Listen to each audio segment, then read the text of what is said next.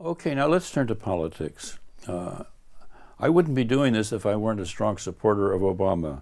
And I can say that we must work for him, not just vote for him, but work for him, and for two reasons.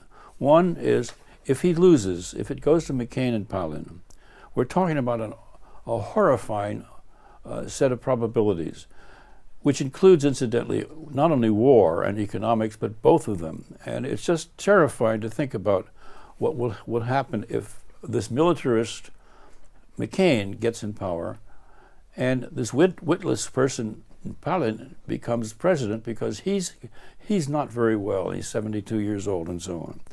That's the negative reason. The positive reason is this, that this problem this problem can be resolved, but it can be resolved in ways that will make the economy safer, but also much better for most of the people. And I'd like to say that, and before I turn to that, and I'll conclude with that, how it was done during the Depression, I'd like to say something else.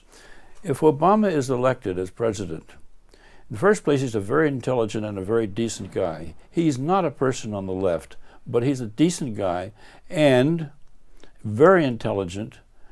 And if there is popular support for a different kind of world, that is to say, for a better world, for a world in which the government does things for the people as a whole rather than for 1% of the people, then if we can get him in as president, he will become a different person in a better way. He's eligible, so to speak, to do that.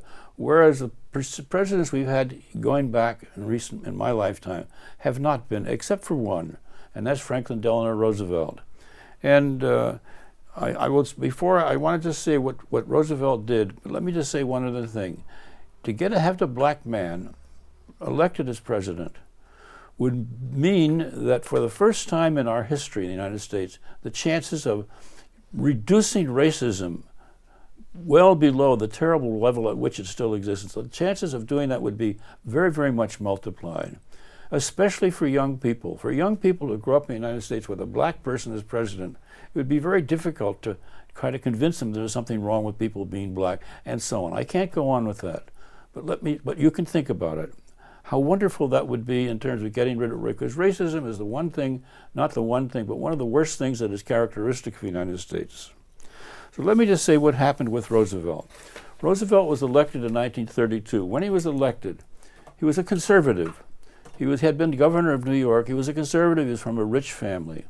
And the very first thing he did as president was to allow the business community to decide what to do about the Depression. And what they decided to do was to allow big business to decide all the rules and regulations for all of business. It was called the National Recovery Administration.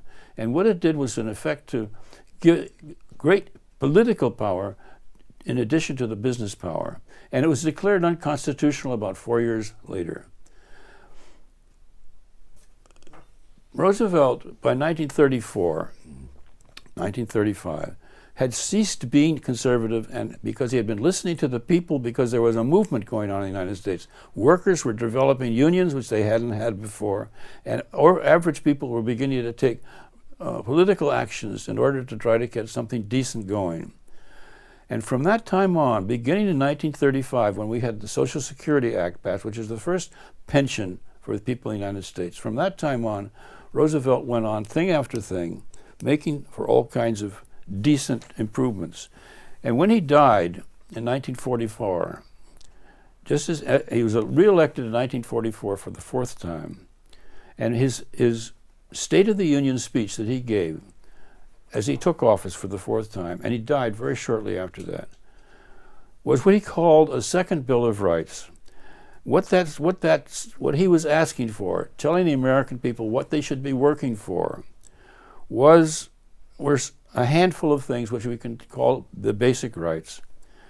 One, everyone should be able to get a good job, a decent job. Everyone should be able to earn enough to have adequate food, clothing, and shelter. Everyone should have adequate access to health care, and so on. What he was saying was that everyone should be able to know that their basic needs would be met. Nutrition, shelter, education, and health care. Not everyone should be equal, but everyone should have equal opportunity to meet their basic needs. And one other thing, that we should move toward peace. Now, this is what Obama, I think, could easily be persuaded by a bottoms-up movement to work for, and I think the American people could go for that. So it's very important that we get out and work for him as soon as possible, because that election's coming up very, very soon. That's all I have to say today.